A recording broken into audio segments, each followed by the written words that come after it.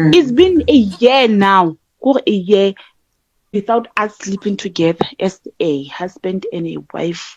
Once the sex is out of the window, once the sex is gone, there's no, you can go to pastors for them to pray for you. The only thing that can reignite your light is you if you guys have sex. We're not on speaking terms, but we're staying in the same house. I remember one time, my son is 11. He was like, Mom, why don't you divorce my dad? And I was like, why? What's up, everybody? Welcome back to my YouTube channel. My name is Perseverance Marimeni, also known as Madam Speaker, also known as the CEO of Self-Love. As you've seen with the introduction, today is about to get hectic. So, hey, you need something to drink, you need a fan, bring it, because wow. By the way, we're not sleeping together, separate bedrooms. It's been since, I think, 2020 already. Now it's 2022. I don't, even in my wildest dreams, that's what I'm scared of. I don't picture him touching me or having sex with me. I hate the thought of thinking of that. Sexual starvation in relationships and in marriages. This is very, very important because it's highly unlikely that they're going to tell you about this, especially if you are a Christian, you know, who has been saving yourself for marriage, and then now you're busy with the premarital counseling there, you're doing a courtship vibe there with your person, and you're ready to just, you know, be united eventually. But in as much as you can act as if, you know, sex is nothing, of course sex is not nothing. Sex is something. You are looking forward to having legal sex, you know, because if you've not been having sex, you wanted to be married first. That means that good enough, like good for you, congratulations that you were able to control your body for that long. But at the same time, sex is one of the things that you're looking forward to when you eventually get married, because you now have to have sex and not feel guilty and be able to go to the Lord in prayer immediately after having sex. How nice is that? But now here's the thing, they don't tell you there by the premarital counseling that there's something called sexual starvation. You know, they don't tell you that if you're planning on having a baby, you might have to wait a little bit longer before you hop on and have sex again. They don't tell you that when you are stressed, when you are going through stuff in your marriage, the first thing that can be affected by whatever it is that you're going through is your sexual life. They just end at you guys being able to pray together and being able to communicate, and nobody ever wants to touch on the sex life, okay? Because probably some of the people who are giving you this counseling are actually going through this sexual starvation, so you are on your own because they're on their own, okay? So Minage, don't worry, I'm here to plug you.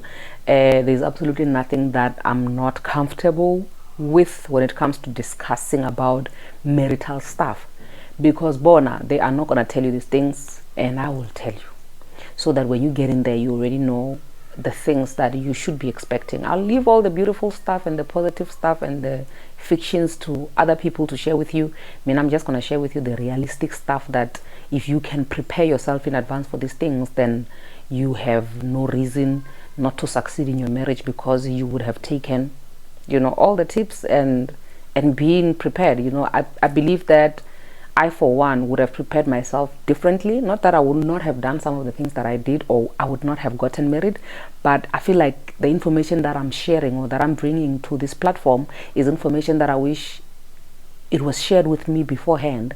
It wasn't going to make me not want to get married, but it was going to change my mind about how I see things, and it was going to prepare me, you know, better, so that when life now or ish hits the fan, then I'm prepared and I know, this is something which is expected. It's like when you are pregnant and you ask people how are labor pains, and then they explain to you how labor pains are. Then it helps you, so that when you eventually do go through the labor pains, you were like, okay, apparently it really is painful like that, you know. But if nobody tells you these things, then you are just getting the shock of your life when you're in there and you're experiencing all these things, and you're realizing that some of the things that people were telling you were actually lies. Okay, so we're going to talk about sexual starvation in relationships and marriages. If you have not watched Losing in Love season 1 episode 12, I would strongly suggest that you go back there, you watch that episode, because that is one episode that afterwards we never really sat and we spoke about it to say actually this is what this means. Okay, a lot of people who called in on that episode, they were talking about how they've not been speaking to their partners for a long time, they've not been sleeping in the same room with their partners for a long time, and others literally feel like their partners make them sick. And I can relate so much, because when I always say that my marriage ended in 2019, it's simply because the first thing that died in my marriage before the actual death was the sexual life. This is very, very common. People won't tell you this because it's an embarrassing thing to talk about. They don't want you to look at them in a different light or whatever, because literally, if there's one thing that you have to master if you want to make this marriage thing work, even when it's not working, it's being able to pretend to act. You must be ready to be a soapy star for you to make a marriage work in front of during pampu wabantu. Okay, well, it looking like it works in front of people doesn't necessarily mean that it's actually working, but that's one thing that you need to really, really consider, to say sometimes it's not that it really is working out, it's just that people are investing so much in making it look like it's working out instead of actually putting in the work to make it work. You get what I'm saying? I hope we're still together. So once you're done watching that episode, you can come back here and then we can talk about sexual starvation in relationships and marriages, and what could be the cause of that, and how do you then now try to fight that. But also bearing in mind that you cannot water a dead plant. Okay, in as much as we can talk about tips and tricks and all these things on how to actually make a marriage work, or how to make it bounce back from sexual starvation, or anything that you can see that this is marital suicide, if there's still a chance for it to leave, it can. And if there's no chance for it to leave, then unfortunately, rest in peace. Okay, because you see, the first thing that people don't understand when they get into marriages, you're about to do forever with somebody. In the beginning, because you guys are in love and everything, you think, forever is just here, I can't wait to celebrate 10 years, 20 years, until friction happens in the relationship, until the honeymoon stage goes out the window in the relationship. Because now when you start getting used to one another, literally in marriage, everything that you are gets amplified. And with everything that you are, I'm talking about the good and the bad. If you are really this nice, caring person who loves gifting people, for example, you're going to be amplified in that. You're just going to be going all out traditionally, doing things for your family and stuff.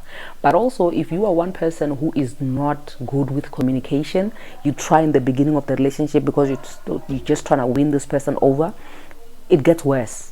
Like literally, it gets worse. The bad things get worse and the good things get best in a relationship. Okay, so how then your body reacts to all the things, all the dynamics of just marriage, could result in you losing sexual interest. There are so many things which could make one lose sexual interest. And remember, as you are younger, your sexual drive is higher than as you go growing older. As you grow older, you get tired. There are things which you don't want to do anymore. There are styles which you feel like, oh my goodness, this is not even necessary because it doesn't even get me where I want to go. And on top of that, now you have a job, you have kids now, you have to run around, take care of the kids, you have to do the responsible stuff, you have to adult. Like, this is adulting at its peak. And when you have to be adulting like that, sometimes the sun sets and you have forgotten about, kind of this body part that needs servicing. And once you're no longer synchronizing with your person, or maybe you didn't even synchronize, it's just that you were in love and you were just taking everything and chucking under the carpet. When you now realize that, okay, we are not synchronizing, because now the love is like normal love. And by normal love, I'm not talking about you not loving your partner anymore. I'm talking about now things matter. Because remember, in the beginning, when you're still mad in love, a lot of things don't matter. You see that, hey, I don't like the way this person chews, but that doesn't matter because I love them. I don't like the way this person communicates, but that doesn't matter because I love them. Literally, you use love as just a thing. Okay, somebody's coming here. I'm busy. I'm back. Okay, just put it there. I will be with you when I'm done here. Okay, thank you. See you in a bit. Okay, bye. Where was I? I can't even remember where I was. You see, when you're now tired, eventually you're gonna stop using love as an excuse or as the reason or the only reason why you should be doing some things and why you should not be doing some things. And I remember when you don't like something about someone, but you say, I don't like this about them, but I love them. They take that to say this person is willing to accept me with my bad chewing habit because they love me. Then they get even more comfortable with their bad chewing habit, and then now they chew like even far worse than the way they were chewing before.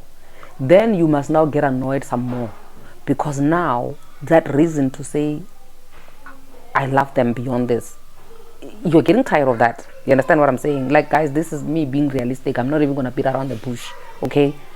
When you're tired of somebody being able to spend wise, like somebody who does not spend wisely, you communicate that with them in the beginning.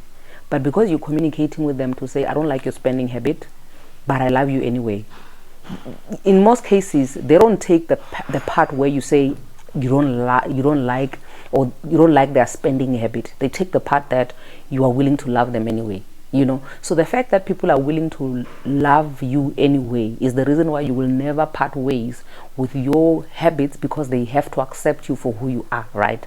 And all of that, you having to understand that you are stuck with somebody who has this behavior that you don't like, that you are hoping that eventually it's going to change, but you are going to love them out of that behavior and it's not working out, it becomes a problem for you. It becomes strenuous for you. On top of that, you now have work. On top of that, now you have kids. On top of that, you have in-laws who must give you drama. On top of, like, literally you have a whole lot of things that are going on. You have a lot more things to deal with than you did in the beginning. So now the problem with that, you have a whole lot more things to deal with, and because you have all these things to deal with, the first thing that gets affected is your sexual life. And if nobody is willing to put in the work to make sure that you prevent that part of your life from being affected by everything that is happening around you, it goes out the window. It goes out the window. So the first thing that you have to do, so now with that going out the window, with situations being like that, it becomes a problem. Now, as Kisa was distracted, hey, there's a lot going on out there. But anyway, the point is that there's a lot of things which happen, and all these things which are happening will affect your sexual life one way or the other. And there are some people who strongly believe that situations resolve themselves. They don't want to talk about things which are bothering them, and they want to leave it like that, because talking is a lot of work. Like, I mean, I don't like talking too much. Talking is exhausting for me, so I would rather not talk. And them not wanting to talk means that situations are not being resolved. They are staying like that forever and ever. And also another thing, if you're in a relationship where one partner is cheating, they are more likely to neglect the sexual life more than the other one, because the one who is cheating is getting the service outside, right? That's the danger in cheating in relationships, because when you are cheating, that means that the benefits which you should be getting from your partner, you are now getting them out there. So when as the other partner who is not cheating, that means that you are more likely to be the one who is sexually starved. So when you are now being sexually starved, it's either you must run around behind this one to try and get them to be sexually active with you, and if it's heated on the other side, then they are more likely not to come to the party, meaning that literally you have to fight, you have to fight to just have sex, which is something that you used to have plenty of in the beginning. And that also will affect now your self-esteem, because now you're asking yourself, well, what is wrong with me? Worse, if you are the woman and your husband is the one who's cheating on you, you just had a baby, your baby is 6 months old, you will start to ask yourself, to question yourself, what's wrong with me, what's wrong with my body, am I now wide, whatever. You start asking yourself all these questions. So now the problem now becomes even bigger, because if one person, you see, if the two of you are not cheating, then you can resolve the sexual starvation problem, because then you are able to sit down, the both of you, you are hungry, you are thirsty for it, you work on it, and then you solve it. But if one person is cheating, it becomes a problem, because now they are being serviced on the other side. They're not lacking anything. They have sex out there, they have you in the house who bears kids for them, who cooks for them, who cleans for them, who does their washing. So their life is balanced. And in that case, it becomes a problem, because then you are all alone in this thing. You are on your own, So sexual starvation is something that you should look into or be careful of, when you get married, or when you are married and you are seeing signs of this, you are seeing that you and your partner go for weeks without having sex, it's something that I would strongly advise that you address. You can address it by maybe doing a weekend away booking, so that you can rekindle that, romance. If that is not working, then you will definitely have to do therapy. I know that a lot of people think therapy is for people who are sick in the head and everything, and the stigmatization around therapy is just ridiculous, because usually people who are against it are the ones who need it the most, in my opinion. So it's very pointless for you to not want to attend therapy, because therapy is for people who are sick in the head.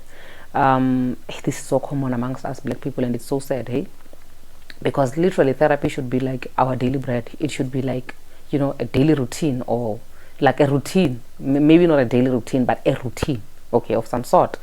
So therapy is the way to go, because then you get to open up and talk about what is on the inside of you. Guys, the problem with therapy that I've seen, even in my own personal experience, where I was attending therapy with my ex, and I could tell that the therapy is just a thing to help me get over whatever that I'm angry about, so that he can now continue and doing whatever that he wants to do. Therapy usually works when the both of you are open. You bear yourself in front of the therapist, and you say, I really want to get help, and I must be open and honest. Therapy will not work if you want to withhold some things and you don't want to be completely honest about what is going on. So my advice to you is that when it comes to sexual starvation in relationships and marriages, once you start seeing signs and symptoms of sexual starvation, or you are demotivated, or you are not interested, or you are just dragging when you think of having sex, then you need to start addressing it. When you now don't feel like, dressing up the way you used to do before, then you should look into addressing the issue. I know that it's not always the case. Sometimes you may get sick, your health may be affected by whatever, and then you can't be as sexually active as you used to be before. But the bottom line is that these changes that happen even on our bodies as we are growing in a relationship, are things we should be talking about, because the key is in us communicating these things. And we don't want to communicate, we just want things to resolve themselves, and that's the problem. Because if you're going to be going for a year and 2 years without sleeping together, but you are wearing matching outfits with your partner, and you are going to church and you are saying hallelujah, the Lord is good. Yeah, the Lord is good, and you guys look good with your matching outfits, but the bottom line is that you guys are creating a gap. In every passing day, you are getting detached. It will get to a point where you will feel like somebody's invading your privacy. Like literally, you are with this person. It can either turn into them feeling like they're invading your privacy, and like you will feel violated, or it will feel like it's your brother and sister. You will feel like you guys are siblings. Almost how you can walk around your sibling, obviously maybe a girl, but it gets to that. It's either you turn into brother and sister, or you turn into strangers, to a point where you even feel uncomfortable around your partner, for whatever reason. Or sometimes if somebody's cheating on you with girls, you start comparing yourself with those girls that he's cheating with, and then it affects your self-esteem. Okay, so these are things that we should be looking into. If you're about to get married, or you are already married and you are seeing signs of sexual starvation, signs of you not being interested in sex anymore while you are married, while you're in that relationship, it's time for you to address this issue, because it doesn't get better. You don't wake up in the morning one day and you just all of a sudden have a whole lot of sexual drive, and then you pick up the momentum and you keep going from that. Literally, the amount of work that you need to put in to restore a relationship, it's more than the amount of work that you did going separate ways. Because when you go separate ways, it's like it's an effortless thing, because it's a day by day thing. But now when you want to work into bringing it together again, it's even harder. It's literally like trying to lose weight. That is hard, because in most cases you may find that the other party is not even willing to do the work. Because if we say us coming together as a couple, we require a lot of exercise and clean diet. Say maybe the wife is exercise, the husband is clean diet. When you are exercising, but the diet you're still eating McDonald's. Or when you are eating clean, but the one who is supposed to be doing the exercise is lazy. So literally, these things go hand in hand. Otherwise, it takes even longer if only one party is being involved in trying to bring the relationship back, and in most cases it never comes back. So these issues should be addressed effective immediately as they happen. And I believe that these are some of the things, like literally guys, I'm so open and honest, and I always tell you that I don't want to see more people getting divorced. I don't want to see families breaking apart. So, because that is not a nice thing, it's not a nice feeling. I don't wish it on anyone, not even my worst enemy. So if you can make a relationship work, or you can recover from a sexually starved relationship, a broken relationship, if you can put in the work and you are willing, definitely there's nothing which is impossible. So yeah, that's all that I have to share with you today. Hopefully you can comment down below on which one we can do next, because what I want to do now, since the season 1 of Losing in Love is done, I just want to review on the episodes that we did in the past to say what topic can we tackle from the previous episodes. So if there's anything that you would like us to tackle from any other episode that we've had before, you are more than welcome to leave a comment down below and tell us which episode you would like us to talk about. Even on that very episode, you can go leave a comment there and you say, can we talk more about this issue? Because there are so many things that I talk about on these episodes that some of them I can't even recall, some of them I can't even go back to. It's just that this one of sexual starvation, I know that I've always wanted to go back to it, so I remembered and I was like, okay, first thing first, when I do the reviews of all the episodes, I'm gonna go to this one, then we'll see all the other ones after that. With that being said, thank you so much. I really appreciate the love and support that you guys are showing me. Please continue to subscribe to my channel, like, comment, share, and hit the bell. I will see you on the next one. Peace out.